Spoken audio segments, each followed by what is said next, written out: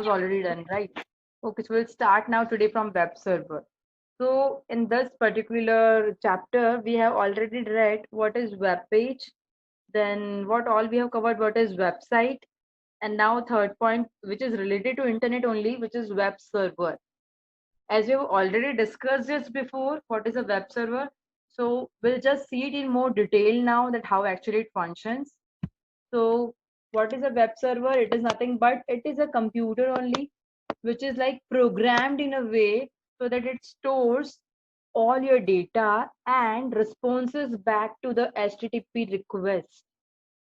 So before what we discussed that it is a computer only, but with more powerful functionality as compared to laptops or our simple device. But also with that, how would it function into the, how will it actually accept the request and how will it respond to HTTP? So that is all in a server. There is generally a program is there which is actually running all the time, which actually handles your request and responses back. So that's why reading it out as web server is a computer which we have discussed before, where the web content is stored, where all the content is there stored in it. Basically, web server is used to host the websites and deliver the resources requested through web server.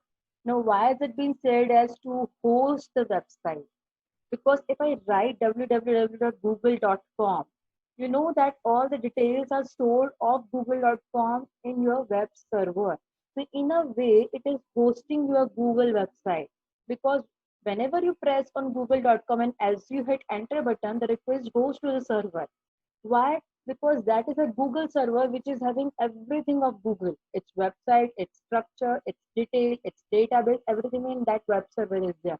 So that's why they are saying that web server is used to host the website. Whatever your website is there, all the contents are stored in a web server. So it is hosting. That means in a way it is having all the things inside it. If web server is not there, then even your Google site will not appear. So in a way, it is hosting your website and delivers the resources requested through web browser. Now, resources means that whatever the request we are doing from our side, that which particular document are we referring to, will be delivered to you on your web browser with the help of HTTP protocol. In more technical term, it is a program. Now, why it is a program? Because a simple computer can also be converted into a server. But then what is the difference between a server and a simple laptop or a simple machine? It is because it is embedded with a program. So in technical terms, if we say it is a program which actually deals with your HTTP request and your response. Every system cannot do that. It is a web server because it is storing all the files. That could even we can do, and we can store all the files on a system. But would it be a web server? No, because there is a special program running on that machine which actually accepts HTTP request and responds back again. So that's why they are saying that if we talk about in technical terms, web server is nothing but a computer program that uses HTTP for serving files that create web pages for users in response to their request that are sent by HTTP clients. Client is nothing but the browser request. Whatever we are requesting from our computer is called a web server. Repeating it again, web server is nothing but it is a program which actually deals with all the HTTP requests and response. So in a way, it returns you whatever the request has been generated by your client or by a client, which is a web browser of our system. It generates the response from the web server to you. That is what your web server. Even though if you write that also that web server is the computer that stores all the files in it, that is also correct. But technically, like now, since we are moving ahead, more technically, if we go, it is like it's a program which is actually running on that machine, which enables to deal or to have an access to all the data stored on that particular machine. So that is what your web server is. If you have any doubts, you can let me know. So we'll see more the processing of it, how does it function. So when client, that means our browser, when we from the browser sends request for a web page, the web server search for the requested page, and if the requested page is found, then it will send it to the client with an HTTP response. So this is our browser. This we are sitting at this end from our computer. We have opened any web browsers like Google Chrome, I have asked for like HTTP details. I do not know what HTTP is. So I just asked from the google.com what HTTP is. So it will go to the Google web server with the HTTP request asking for what HTTP is. It will search in its database, whatever the web pages are stored related to HTTP. We'll see for it and we'll figure it out, and then it will send us that web page, which will say which will be having all the possible web pages which is having that keyword HTTP. So it actually searches with the keyword, and it will search in its data store that all the pages which are available with HTTP keyword will be sending us all that pages in our response to our browser. And that's why there are so many links in the Google we can see with the HTTP one keyword. And then we can just open whatever we want. So in this way, it actually works. But what if the requested web page is not found? So in that case, server will send you a response with the page error 404 not found. So whenever you create a website, it is not actually possible that you include all the stuff. There may be so many things which are not actually being under our website's control. That means our limited area is there where we are putting our applications of the website. So it is not possible every time that our website will be having so many different things into a single website, because each website is having different functionalities. So in that case, if somebody is asking for something on our website and which is not available, usually developers create a page also for that. That if it is not with us or not available, it generally sends you a code which is developed by the developer saying that error 404 not found. You can even see while surfing the internet, it many times it comes that we have requested for a website. As we click over it, maybe the website is like down or has been taken out from there, but still the address exists. So there is a web page saying us that error 404 not found. So that is the way how actually it works. If web page is not there, server will definitely send you a page which will be having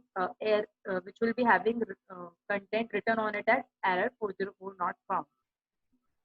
Third point, if client has requested for some other resources, suppose from my website, I want to access gmail.com, my service, like I have a small button which says email from here. And that email now, I do not want to create every time all other emails, but it says me that you can use Google email also from here. So in that case, I'm accessing some another application server. So there, in that case, what will happen? First, the request will go to the web server. Web server will see, okay, they're asking for a Gmail server or they wanted to use that application. So then that will go to another web server which will be having a different application server which will be having Gmail in it. From there, it will get the response and then it will be sent to you. So anyway, the client doesn't need to do anything for it. They just have to generate whatever they want. Everything will be done by web server. So this is all three functionalities which actually web server process by sending any of the request or query from the web client. Any doubt by the time? No one? Don't forget that I asked you the question at the last. Okay. So coming on to the next slide, we say is that we have two type of web servers. One is your shared, one is your dedicated. As the word itself says, shared web server, that means 2 or 3 websites are being on the same server. Maybe just because the data are very less over that websites, or maybe just because they are not actually so much of usage. So 2 or 3 websites when share the same server, it is your shared web server. Whereas dedicated web server is required usually for websites which has a huge data and to which so many people are going to open at the same time. Like if we talk about Google, like n number of users will be using at the same time. The same time, Google server will be getting requests from so many devices for so many topics or whatever the information they want to have. So it would be like so many nodes will be asking for different kind of information from the same server. So there would be a web, so much of network traffic would be there. So in that case, they cannot actually work with shared web server. They will be requiring a dedicated web server. That means a server which is having only their website, only their data. Like if we talk about Google, it has vast number of data. Like Facebook, it has so much of data in it. So in that case, a dedicated web server is must. They need to have a dedicated web server. Otherwise, it would be difficult for them to deal with all the requests, whatever they are getting. So these are the two types of web servers. Shared, as the name suggests, that multiple websites can be shared, can be sharing the same server. Dedicated, like each website, individual website is having individual web server. Meanwhile, if you have any doubt, you can just unmute yourself and can ask me the question. Ma'am, can you give an example for One a at a time. dedicated web server? Ma'am, can you give an example for dedicated web server? We have an example, like Google has a dedicated web server. They're not sharing it. They cannot even dream of sharing it because there are so many requests coming at the same point of time. So they have a dedicated web server. Facebook, they have a dedicated web server. Gmail, they have a dedicated web server.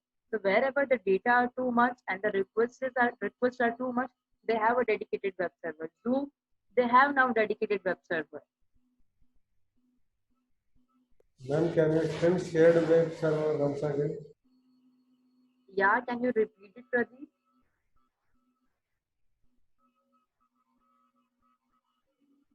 Ma'am, can you repeat shared web server? Shared web server is like, suppose if you're writing blogs. So for that blog, even if you want it onto the internet, you do not require that you would be requiring a separate server for it. But you can share the server with another website. So shared web server is that they have a server and that has been shared by multiple websites. So many websites are pointing to the same web server. They are sharing the same web server. That is what your shared web server says. So whenever the usage of any website is quite low or very new to the world of internet and just trying out something like blog, so in that case they can obviously share the web server. Clear? Yes, ma'am. Okay, coming on to the features and functions of it. Now, why do I have written features and functions together? Although they both are two different words, but see, if you have a feature of screen lock on your mobile, so it ultimately it becomes a usage of it that you screen lock uses that you can lock your screen with it. So, what is the feature of screen lock? Feature also says the same thing that you can lock your phone by the different patterns or like face lock could be there. Function also says the same thing. So in a way, they are attached in a way to one another. Feature becomes your functionality. That's why I've written both of the names same. So whenever they will be asking you what is the feature of it or what is the function of it, the answer will be same for both of them. So the first feature we have is large data storage support. Since servers are specifically used for data storage, it provides a large data storage support. So much of data can be stored in web servers, and hence this becomes it's one of the feature and usage that it is being used for large data storage. Second point says bandwidth controlling to regulate network traffic. Now see, all the web servers are having a feature in which they can actually minimize the network traffic. Nowadays, web servers are actually available with the settings which can minimize the network traffic. So in that way, they can control the amount of network coming to them. So that is why web servers are even used for controlling the bandwidth or network traffic so that each one can get a chance to just respond back with the HTTP response. We will read it once, it will make you more clear. It is a feature available in web server to minimize excess network traffic. That means if so much of network traffic is coming on, then they can actually minimize it. How come they can minimize it? Because they can set bandwidth values to regulate the rate of data transmission over the internet. They can actually set the bandwidth that by which speed the data should come to the server. So according to that, only the data will be transmitted to them. If suppose in case it is not set and all the data are coming towards to it all together, then they cannot respond all the data together. Instead, if it would be like pipeline one by one could be received, it would be better for them to just go through them one by one to all the requests they are receiving. So that's why that becomes an essential feature of it that it actually regulates the network traffic by adjusting its bandwidth. Next point says that Sorry, ma'am, I did not get the bandwidth function or the feature. web server has an functionality, we can say, or has settings in which they can actually minimize the they can actually set the bandwidth. Bandwidth means amount of data will be traveling through them at a time. So if they can actually set the bandwidth, the amount of data will be then fixed that would be traveling that particular time.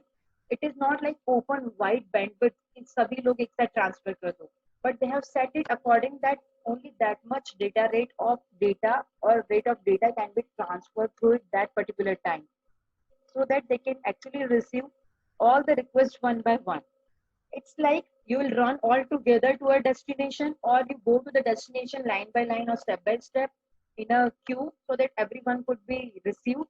See, if all will go together at the destination, all will run together at the destination, it's not possible for them to access to everyone. In that case, you might not answer to some of the people who are running to you. But if they will come in line by line, it is like you can access to every one of them. So that facility is with web servers. They can actually control the bandwidth. They can set the bandwidth that regulates the data transfer, that the data should come like in this particular bandwidth only, not like open bandwidth that all can come together.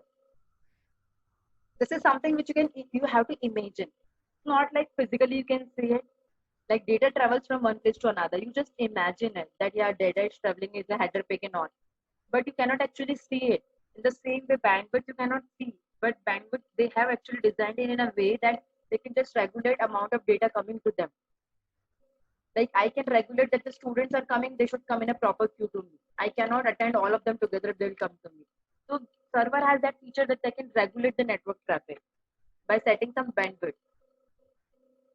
Clear? Yes, ma'am. Thank you. Okay, coming on to the next point, this is virtual hosting. So it is a type of web hosting service. Before going on to web hosting service, just ignore that word for now because the next slide will be explaining you what is web hosting. But virtual hosting, why they are saying, see, virtual hosting like school is hosting the classes. That means all the classes are there in the school premises. Similarly, virtual hosting, they are saying that because in a way, web server is the only one which is all having your websites, your data, your application all together are being in your web server. So it is actually hosting it.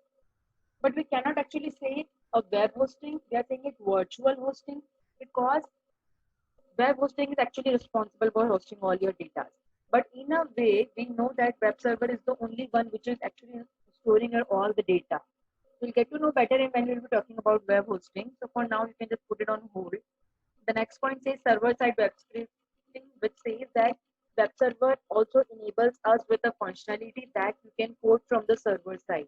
So dynamic web pages can be coded only on the server side. So it enables us a feature saying that you can have a server-side web scripting.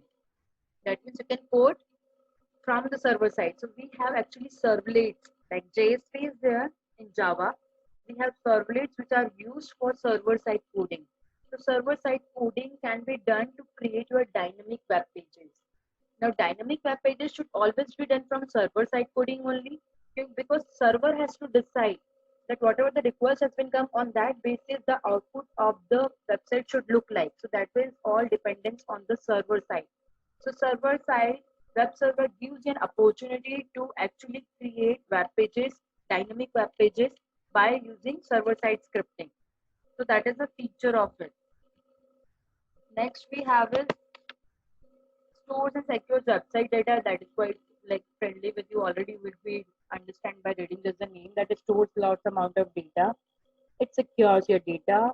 Next is provides web database access. That means whatever the database is there on the web, it actually provides you access to that.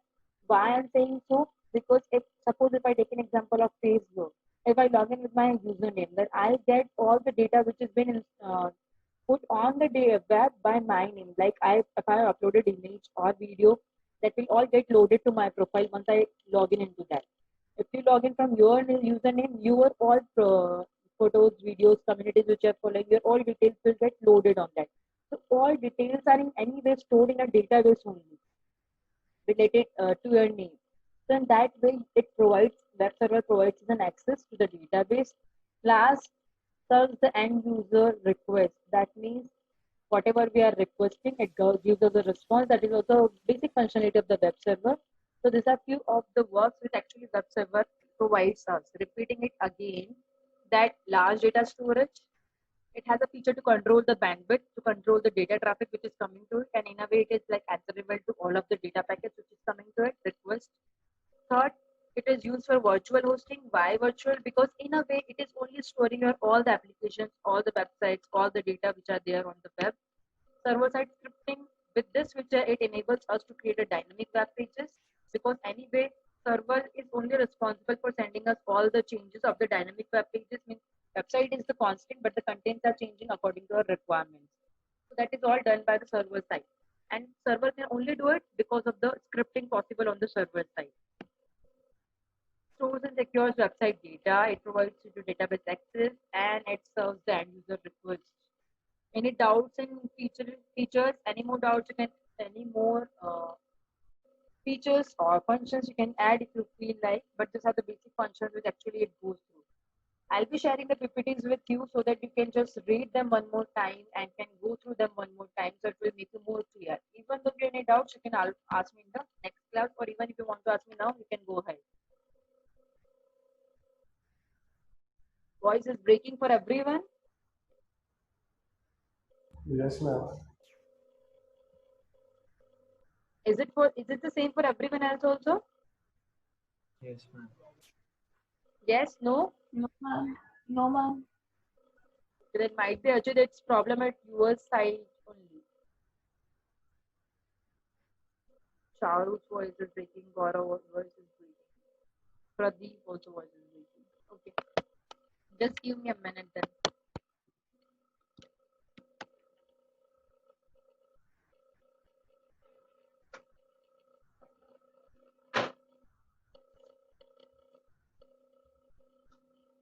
Yeah, it would be better now. Is there still voice breaking? Yes, no? No, ma'am. Okay, so going on to some of the server examples. This is just for your information. So some of the server examples we have listed as like Apache Web Server is there, IIS is there, and GINX. Apache Tomcat is mostly being used nowadays in industries, but there are many more like Glassfish Web Server is there. So there are so many web servers which are used by different purposes by different people. There are few of them which I have listed, but there are many more like this. So that was all our web server was.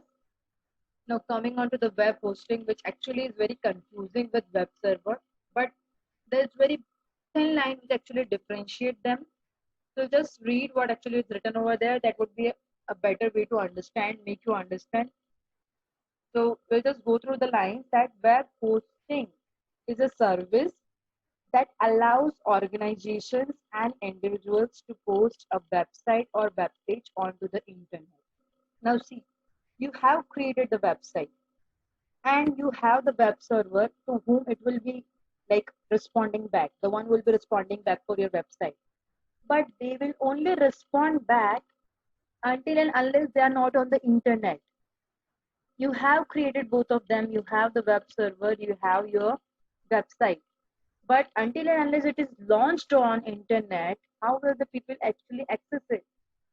So web hosting is nothing but it is a service which is provided by number of people nowadays, where you can actually put your website on the internet. So it is a space on the web provided by the web hosting service providers. You can either buy it, or there are some few domains available which are free, with the help of which you can actually put your website on the internet. So web hosting is a service that allows you to put your website onto the internet. अगर internet पे है ही नहीं, then how people will access it? So web hosting is a service that allows organization and individual to post a website or web page onto the internet. A web host or a web hosting service provider, it is a business that provides the technology and services needed for the website or web page to be viewed on the internet. It is not like कि आप बस उठा के उसको कहीं रख दो. There are some services and the technologies required behind to put your website on the internet. So that services and the technologies that are used behind for it will be provided by the web hosting service provider. So for now, for your understanding what web hosting is, it is nothing but providing a space on the internet to put your website on. Now, whatever the technologies and whatever the applications used behind that for putting your website onto the internet is being done by your website host service provider, the one who provides you that service. So, websites are hosted or stored on special computers called servers. When internet users want to view your website, all they need to do is type your website address or domain into their browser. Their computer will then connect to your server and your web pages will be delivered to them through the browser. So ultimately, web hosting is a service which actually provides you the space to put your website and your onto the internet so that people can actually access it. In more simple way, if we discuss, then it is a good way to think about this is that if the domain name is the address of your house, like www.gmail.com is the address of my house, then web hosting is actual house where your website is actually stored. So that is how your web hosting and web server are a bit different from one another. Domain names and web hosting are two different services. However, they work together to make website possible. Because if name would not be there, people do not know how to access that web page. And if the name will not be there on the internet, then they will even cannot access it. So they both are required together for a working of a website. There are some few main website hosting web hosting types are there few, like first one is your shared hosting where the same space will be used by multiple websites. Second is your virtual private server hosting where the same space is there but they have divided that main space into like they have splitted the main space into different spaces of the different websites. Like example, like Zoom will be taking that much of space, or like virtually they have divided. It is not like कि border खींच दिया है बीच में, but virtually that means just like illusion kind of they have divided that this understanding kind of that this will be used by this particular website, this middle space will be used by that website. So it is like virtual hosting. That means virtually they have divided so that one website can actually work in that particular space and can control the feature of that particular space of the internet. Dedicated hosting, one website, one space. No more sharing, no more virtual creation, only one website and one server space for that. And because one space will be there, that means that one particular space, whatever the software configurations, technologies they'll be requiring, everything will be dedicated to that particular one website. They can control that particular space, how to look like, how to manage the particular space on the web. Last one, cloud hosting. Cloud hosting says that it is a network of so many remote servers. That means so many servers are connected together. In a way, they are utilizing their equipment also. So suppose if one of the server is having different, if one of the server gets failed, then another server can do that work. They can take the responsibility of that work as we have read into the different topologies. Similarly, this hosting works in the same way where different remote servers are there connected with one another so that if one server drops out, the another can do that their functionalities instead of them. So that way there will never be like server is down or the website is not working. So that is your cloud hosting. Any doubts with all of the hosting? We are left with only 6 minutes.